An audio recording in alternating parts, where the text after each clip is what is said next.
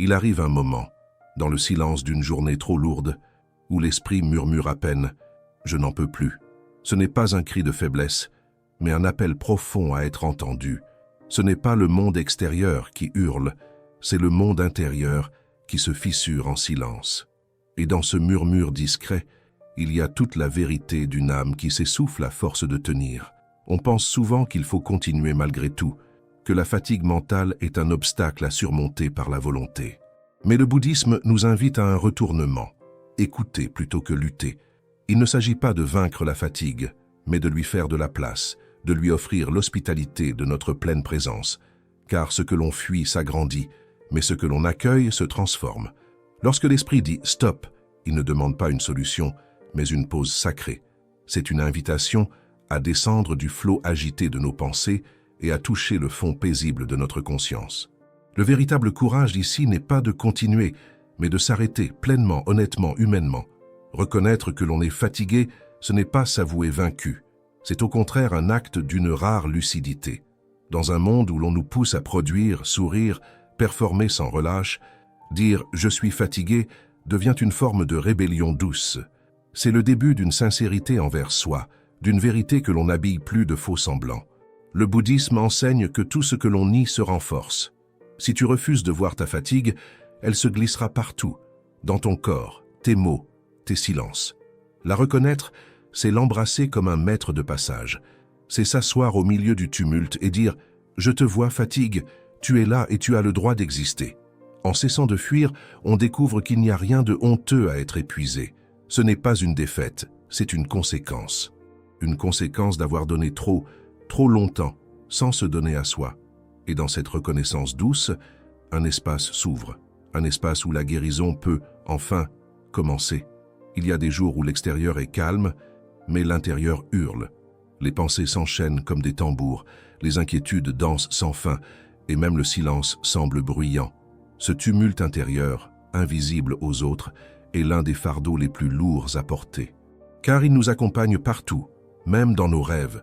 Le bruit intérieur ne vient pas de l'extérieur. Il est né des tensions accumulées, des non-dits, des blessures non guéries, des attentes que nous plaçons sur nous-mêmes, et plus nous essayons de l'ignorer, plus il se fait entendre. Ce n'est qu'en l'écoutant pleinement avec une attention tendre et ouverte qu'il commence à perdre de sa force. La méditation bouddhiste n'a pas pour but de faire taire le bruit immédiatement. Elle nous enseigne à l'observer, à l'accueillir sans jugement, à voir les pensées passer comme des nuages dans le ciel. En apprenant à ne plus s'identifier à ce tumulte, on découvre qu'un espace de paix existe en dessous, toujours là, même au cœur du chaos. Nous savons quand notre corps est fatigué, mais savons-nous quand notre âme l'est? Trop souvent, nous cherchons à réparer notre fatigue par le sommeil ou les distractions, sans jamais écouter les signaux plus profonds. Le repos de l'âme n'est pas un luxe, c'est une nécessité oubliée dans le vacarme des jours. Ce repos ne se trouve pas dans l'inaction, mais dans la présence. C'est une qualité de l'être, un état dans lequel on cesse de se battre contre soi-même. Le bouddhisme nous rappelle que l'esprit a besoin lui aussi de se poser, de se déposer. Il ne suffit pas d'arrêter de faire. Il faut aussi arrêter de vouloir être quelqu'un, de vouloir prouver quelque chose. Prendre soin de son âme, c'est parfois s'autoriser à ne rien accomplir. C'est marcher sans but, respirer sans attente, être sans masque. Dans ces instants simples et profonds, quelque chose en nous se répare sans bruit. Le repos de l'âme commence là où l'on accepte de ne plus être performant, mais simplement vivant. Le Bouddha ne criait pas ses vérités. Il les murmurait, parfois en silence, à ceux qui savaient encore écouter. Face à la souffrance, il n'offrait ni promesse de bonheur immédiat, ni solution magique. Il offrait une présence, une voix, un regard empli de compassion. Et cela suffisait souvent à éveiller la lumière dans l'obscurité. Le message du Bouddha n'était pas de nier la douleur, mais de la comprendre. La souffrance existe, disait-il, mais il existe aussi un chemin qui en libère. Ce message, doux et radical, n'est pas une fuite de la réalité, mais un retour à sa nature profonde. Souffrir, oui, mais ne pas se confondre avec la souffrance. Voilà la clé. Dans les moments de fatigue extrême, ce message devient un baume. Tu n'es pas seul et tu n'es pas brisé. Tu es en chemin. Chaque souffle peut être une renaissance, chaque larme une purification. Et dans le silence de l'écoute intérieure, la voix du Bouddha résonne encore.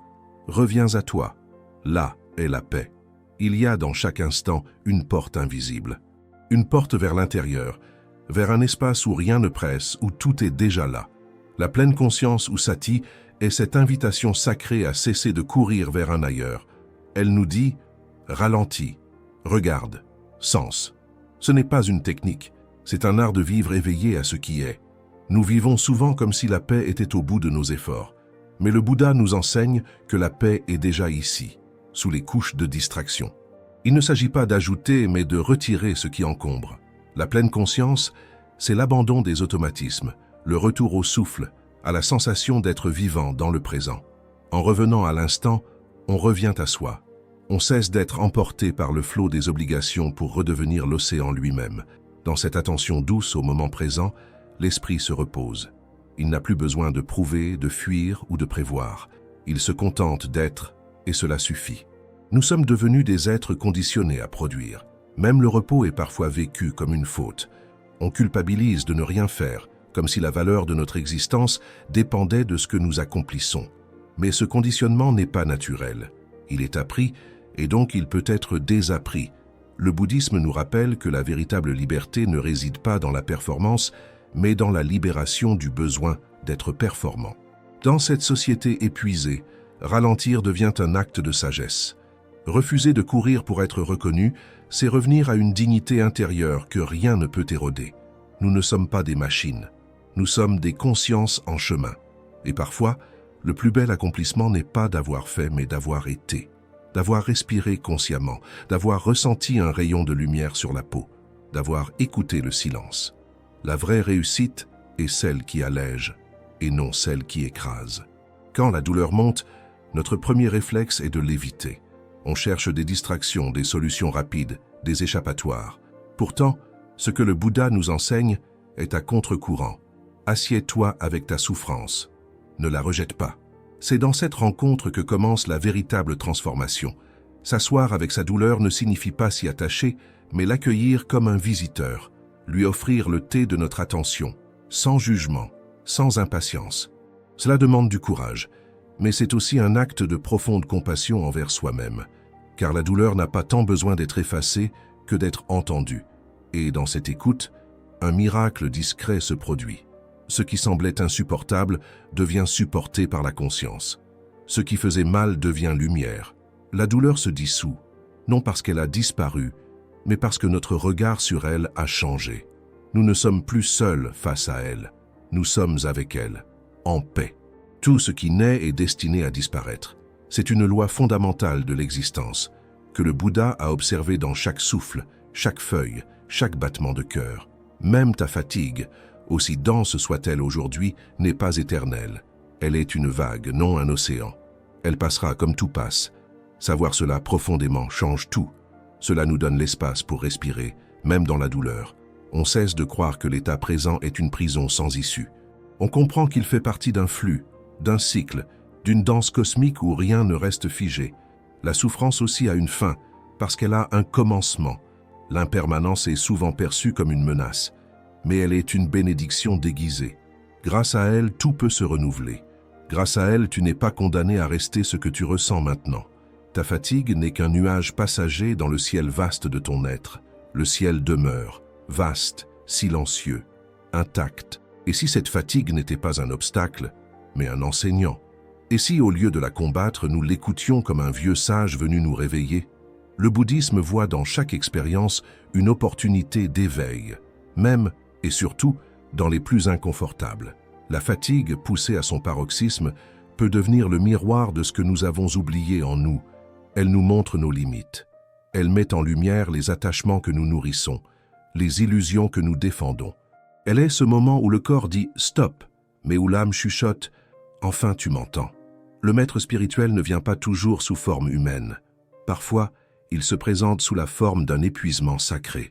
En acceptant la fatigue comme guide, on découvre une autre façon d'avancer. Non plus par la force, mais par la clarté. Non plus pour atteindre un but, mais pour revenir à l'essentiel. La fatigue nous ramène à la simplicité, à l'humilité, à la vérité de l'instant. Elle n'est pas là pour nous punir, mais pour nous réveiller. Il est courant de croire que c'est l'action elle-même qui nous fatigue. Pourtant, Bien souvent, ce n'est pas ce que nous faisons qui épuise notre esprit, mais la tension intérieure avec laquelle nous le faisons. C'est la résistance silencieuse, ce combat invisible contre ce qui est, qui draine notre énergie en profondeur. L'esprit se tend, se défend, se contracte à chaque instant où il refuse l'expérience présente. Dans le regard bouddhiste, la souffrance ne vient pas des événements eux-mêmes, mais de l'attachement que nous avons à ce que ces événements soient différents.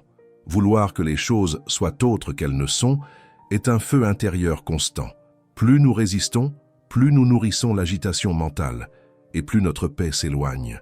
La fatigue devient alors le cri de l'âme, en désaccord avec le moment. Apprendre à agir sans résistance, c'est entrer dans une nouvelle qualité d'être. C'est faire les choses avec présence, fluidité, confiance, sans forcer ni fuir. Quand l'esprit lâche prise, le corps suit. L'action devient dense, le quotidien redevient sacré.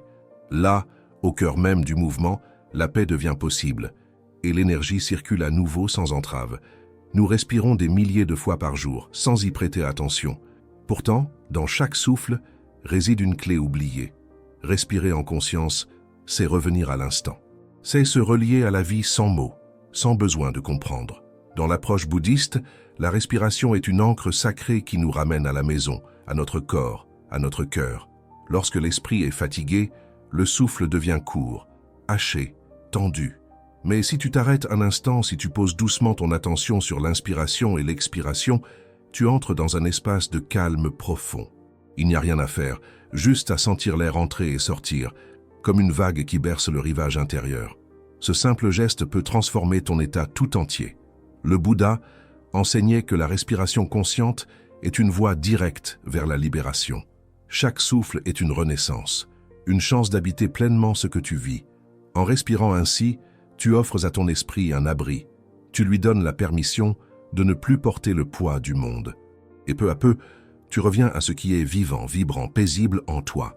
Quand l'esprit est fatigué, il se remplit de pensées lourdes, répétitives, oppressantes. Ces pensées semblent réelles, permanentes, solides comme du roc. Mais le bouddhisme nous invite à une vision plus vaste. Les pensées sont comme des nuages. Elles passent, elles changent de forme, elles ne durent jamais. Et surtout, elles ne sont pas toi. Tu es le ciel derrière les nuages, immense, stable, silencieux. Ce ciel ne se plaint pas de la tempête, il ne résiste pas à l'orage. Il accueille tout sans jugement. De la même manière, tu peux apprendre à observer tes pensées sans t'y attacher, les regarder passer, sans te laisser emporter, ne pas les croire, juste les voir, les laisser aller. Cette attitude change tout, elle te rend libre. Tu n'as pas besoin d'arrêter de penser pour trouver la paix. Tu as juste besoin de cesser de te prendre pour tes pensées. Elles viennent, elles vont. Mais toi, tu restes, présent, lucide, tranquille, comme l'espace infini dans lequel tout apparaît et disparaît sans laisser de traces. Le passé fatigue, l'avenir inquiète. Seul le présent apaise. Mais notre esprit, agité et conditionné, fuit sans cesse l'instant. Il ressasse ce qui a été, imagine ce qui pourrait être. Et ce va-et-vient incessant nous épuise.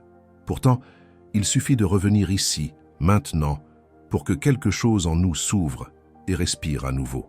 Revenir à l'instant présent, ce n'est pas un effort de concentration. C'est un acte d'amour. C'est se dire « je mérite d'être là, pleinement, avec moi-même ». C'est se libérer des projections et des regrets pour goûter à ce qui est vivant, juste sous nos yeux. La guérison commence toujours dans le réel, jamais dans l'illusion. C'est dans cet espace que l'esprit trouve son repos véritable, non pas parce que tout est parfait, mais parce qu'il n'y a plus rien à fuir. Le présent ne demande rien, il offre. Il est ce lieu sacré où l'on peut enfin déposer ses fardeaux. Et dans cette présence simple, chaque respiration devient médecine, chaque silence devient refuge. Il y a une solitude qui isole et une autre qui guérit. Dans un monde saturé de sollicitations, choisir la solitude peut être un acte de réconciliation. Ce n'est pas un retrait par rejet du monde, mais une plongée douce en soi. Une façon de se retrouver, de se réunifier, d'écouter enfin ce qui en nous appelle sans être entendu. Le silence de la solitude ne juge pas, il ne presse pas, il accueille. Il permet à l'esprit de s'étendre, de se reposer, de ne plus avoir à jouer de rôle. Dans cette absence de regard extérieur, on découvre un regard intérieur plus doux, plus vaste. C'est là que renaît la confiance en soi, non comme performance, mais comme simple présence. Le Bouddha lui-même s'est retiré dans la solitude avant l'éveil, car dans le calme profond de la solitude choisie, les vérités les plus enfouies peuvent remonter. L'âme fatiguée y trouve un espace pour s'asseoir, se déposer, respirer. Elle se rappelle qu'elle n'est pas seule, même dans l'isolement, car en elle vit une présence qui ne l'a jamais quittée. Il y a des moments où aucun mot ne suffit, où les conseils s'épuisent, où les explications s'effondrent. Dans ces instants, le silence n'est pas un vide, mais une réponse sacrée. Le silence ne fuit pas, il embrasse. Il contient tout ce que les paroles ne peuvent contenir, et il parle à un niveau que seul le cœur sait entendre. Le bouddhisme valorise le silence, non comme absence, mais comme présence pure. C'est dans ce silence que les pensées se calment, que les émotions se déposent. Là, dans ce creux invisible, on commence à entendre quelque chose de plus profond. Notre propre voix intérieure, souvent étouffée par le tumulte. Ce silence devient un maître, une sagesse qui n'a pas besoin de discours. Et quand l'esprit est fatigué, c'est parfois tout ce dont il a besoin. Un espace sans bruit, sans exigence, sans masque. Un endroit intérieur où tout peut enfin se poser, tomber, s'oublier. Le silence n'est pas une absence de communication, mais une forme de communion. Il est le souffle entre deux pensées, le refuge entre deux tempêtes. Regarde un arbre en hiver. Il ne lutte pas contre le froid, il ne force pas la floraison. Il se retire en lui-même, patiemment, en silence. La nature ne se presse jamais, et pourtant, tout s'accomplit. En l'observant, on découvre une sagesse profonde, celle de respecter les rythmes, d'accepter les saisons intérieures comme extérieures. Quand l'esprit est fatigué, il a besoin de ce même respect. Il ne réclame pas une solution immédiate, mais un espace de régénération. La nature nous enseigne que le repos n'est pas une perte de temps, mais une part essentielle du cycle de la vie. Il n'y a pas de printemps sans hiver, pas de lumière sans obscurité. La guérison vient en son temps. Assieds-toi sous un arbre, sens le vent, écoute l'eau. Chaque élément est un miroir de ta propre sagesse oubliée. Le sol ne demande rien pour nourrir. L'oiseau ne doute pas avant de chanter. Dans la nature, rien n'est pressé, et tout est vrai. Elle nous rappelle que nous aussi nous avons le droit de ralentir, de nous reposer, de renaître. Détachement. Ce mot fait parfois peur, comme s'il signifiait abandonner, ne plus aimer, se couper du monde. Pourtant, dans l'enseignement du Bouddha, le détachement n'est pas une froideur du cœur, mais une clarté de l'esprit. Ce n'est pas refuser l'amour, c'est aimer sans s'accrocher. Ce n'est pas fuir la vie, c'est marcher en elle sans se perdre. Quand on est épuisé, c'est souvent parce qu'on s'attache à ce qui ne dépend pas de nous. On porte les émotions des autres, les attentes, les regrets, les illusions. Le détachement, c'est poser doucement ses fardeaux. C'est dire « je suis là, mais je ne me confonds plus avec ce qui me traverse ». C'est une sagesse qui rend libre, léger, lucide. Le détachement crée un espace intérieur. Un espace pour respirer, choisir, voir avec justesse. Il ne coupe pas du monde, il relie autrement. Il permet d'agir avec compassion sans se laisser consumer, d'écouter sans absorber, de donner sans s'épuiser. Dans cet espace, l'amour devient plus pur, plus vaste, plus vrai. Il ne prend plus, il offre. Nous cherchons souvent à comprendre pourquoi cette douleur, d'où vient-elle, que dois-je en faire? Mais dans ce besoin de tout analyser, l'esprit s'épuise. Il tourne en boucle et chaque question devient un poids de plus. Pourtant, la guérison n'a pas besoin de tout comprendre. Elle commence là où l'on accepte de ne pas tout savoir. Le Bouddha lui-même ne répondait pas à toutes les questions. Il savait que certaines ne mènent qu'à plus de confusion. Ce qu'il offrait, c'était une voie d'expérience, pas une théorie. Il nous disait « Viens voir par toi-même, respire, observe, sois présent ». Et c'est dans cette présence que la transformation se fait naturellement, silencieusement. Il n'est pas nécessaire d'avoir les mots, pas nécessaire de mettre en ordre les causes et les effets. Il suffit parfois de sentir, de s'ouvrir, de laisser le cœur s'adoucir. La lumière entre souvent par les fissures, et ce qui te dépasse aujourd'hui deviendra un jour mémoire, ou même bénédiction. Ne cherche pas à tout comprendre. Laisse-toi simplement être ici. Ton esprit n'a pas besoin de plus d'idées, mais de plus d'espace. Trop souvent, nous empilons pensée sur pensée, sans jamais laisser de vide entre elles. Et pourtant, c'est dans le vide que tout se régénère. La méditation bouddhiste nous apprend à ne rien ajouter, à ne rien chercher, mais à laisser être. C'est un art de l'espace, une ouverture sans forme. Offre à ton esprit un instant sans direction, sans objectif. Assieds-toi, ferme les yeux, respire. Laisse venir ce qui vient sans suivre, sans repousser. Tu entres alors dans un espace de pure conscience, comme un ciel sans nuages. Ce vide n'est pas l'absence, il est la présence la plus profonde. Il contient tout, sans se laisser troubler par rien. Dans ce silence vaste, ton esprit retrouve sa nature originelle, paisible, clair, spacieux. Tu n'as rien à faire, rien à devenir. Tu es simplement là, témoin de l'instant. Et dans ce vide plein de vie, la fatigue s'éloigne, doucement. Ce n'est pas un effort, c'est un relâchement. Le vide devient refuge, et ton esprit peut enfin s'étendre et guérir. Nous parlons souvent de repos du corps, mais si rare est le repos de l'esprit. Il continue à tourner, à ressasser, même lorsque nous fermons les yeux. Le sommeil véritable ne vient pas seulement de l'absence de mouvement, mais d'une paix intérieure qui apaise la racine même des tensions. Un esprit agité ne dort pas, il lutte en silence, même au creux de la nuit. Le bouddhisme nous enseigne que le repos commence dans l'abandon. Abandon des attentes, des regrets, des histoires mentales. C'est en déposant le poids de ce que nous croyons être, de ce que nous cherchons à contrôler, que le calme peut s'installer. Le vrai repos n'est pas une interruption, c'est une réconciliation, une reconnexion à ce qui est simple, nu, sans drame. Offrir le sommeil à l'esprit, c'est cultiver chaque jour un moment de retour à soi. Une respiration profonde, un regard intérieur, une écoute sans commentaire. Et peu à peu, les nœuds se dénouent, les pensées ralentissent, le cœur s'ouvre. Alors seulement, le sommeil devient une immersion dans le silence primordial, un retour à la source, un acte sacré, ne rien faire. Ces mots font peur à un esprit conditionné par l'urgence, la productivité, l'efficacité. Pourtant, dans le regard bouddhiste, ne rien faire n'est pas une paresse, mais un art. Un art oublié, pourtant vital, celui d'exister sans objectif, de respirer sans atteindre, d'être sans prouver. Ce dépouillement est une libération profonde. Quand tu t'accordes ce droit de ne rien faire, tu rappelles à ton être qu'il est digne, même sans accomplissement. Tu sors du mécanisme de devoir pour entrer dans l'espace de l'être, et c'est dans ce vide, libre de toute utilité, que surgissent les plus grandes compréhensions, les plus douces guérisons. Là, tu ne fais plus, tu es. L'art de ne rien faire, c'est aussi un acte de tendresse envers toi-même. C'est suspendre la pression du « il faut », du « je dois », pour écouter ce qui est vivant sous la surface. C'est se permettre de redevenir un être humain et non une fonction. Et dans cette suspension douce, la paix revient. Le souffle devient léger. Le cœur se souvient. On croit souvent que le changement vient de la force, de la volonté, de l'effort. Mais le bouddhisme révèle une vérité plus subtile. La douceur est une révolution silencieuse, une énergie qui transforme sans heurter, qui répare sans bruit. Être doux avec soi-même quand l'esprit est fatigué, c'est arrêter la guerre intérieure, c'est poser les armes.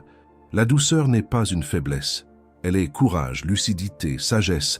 Elle permet de reconnaître la douleur sans la nourrir, d'accepter les limites sans se juger. Être doux, c'est ne pas exiger de soi plus que ce qui est juste. C'est écouter ses rythmes, ses besoins, ses silences, comme on écouterait un enfant blessé, avec patience, avec chaleur. Choisir la douceur, c'est transformer chaque geste, chaque pensée, en offrande. C'est dire à son esprit « Je t'entends, je te respecte, je ne te forcerai plus ». Et dans cette sécurité retrouvée, le corps se détend, le cœur s'ouvre, l'âme respire. La douceur n'est pas un refuge temporaire, elle est un chemin, un choix d'amour durable. Il y a en toi une sagesse ancienne. Elle ne vient pas des livres, ni des mots, mais de cette lumière discrète qui vit dans le cœur. Quand l'esprit est fatigué, cette lumière semble lointaine. Et pourtant, elle est toujours là, intacte, disponible. Ce que tu cherches à comprendre, ton cœur le sait déjà. Il ne l'a jamais oublié. C'est ton regard qui s'est détourné. Ce savoir du cœur ne crie pas, il attend. Il est cette paix silencieuse au fond de toi, ce sentiment que tout ira bien même quand tout semble flou. Il est ce murmure tendre qui te dit « Tu n'as rien à prouver, tu es déjà suffisant ». Retrouver cette voix, c'est retrouver le lien avec ta propre essence. Une essence faite de calme, de lumière et de bonté. Le chemin spirituel n'est pas une acquisition, c'est un retour, une souvenance, une reconnaissance. À travers la fatigue, les tempêtes et les pertes, ton cœur demeure un sanctuaire. Et quand tu reviens à lui, tu reviens à la maison, là où rien ne manque, là où tu es simplement, pleinement, ce que tu as toujours été. Il y a un moment, subtil, doux, rare, où l'esprit cesse enfin de lutter. Il dépose ses pensées, relâche ses tensions et entre dans une paix profonde. C'est alors que quelque chose d'autre s'éveille. L'âme, cette part de toi qui ne pense pas, mais qui sent, qui ne juge pas, mais qui aime. Elle était là, tout le temps, en silence. Quand l'esprit se repose, il fait de la place à cette lumière intérieure. Il cesse de tout contrôler, et l'être profond émerge, comme une fleur qu'on n'avait pas vue pousser. L'âme ne cherche rien, elle est, elle ne court pas, elle rayonne. Et dans cette présence pure, tu découvres que la guérison n'est pas un effort, mais un dévoilement. Alors, repose ton esprit. Permets-lui ce droit sacré, car ce n'est pas dans la tension que tu trouveras la paix, mais dans le relâchement, dans l'abandon, dans la confiance. Et là, sans rien forcer, ton âme t'enseignera ce que tu cherchais depuis toujours, la paix d'être toi-même, simplement, tendrement, pleinement.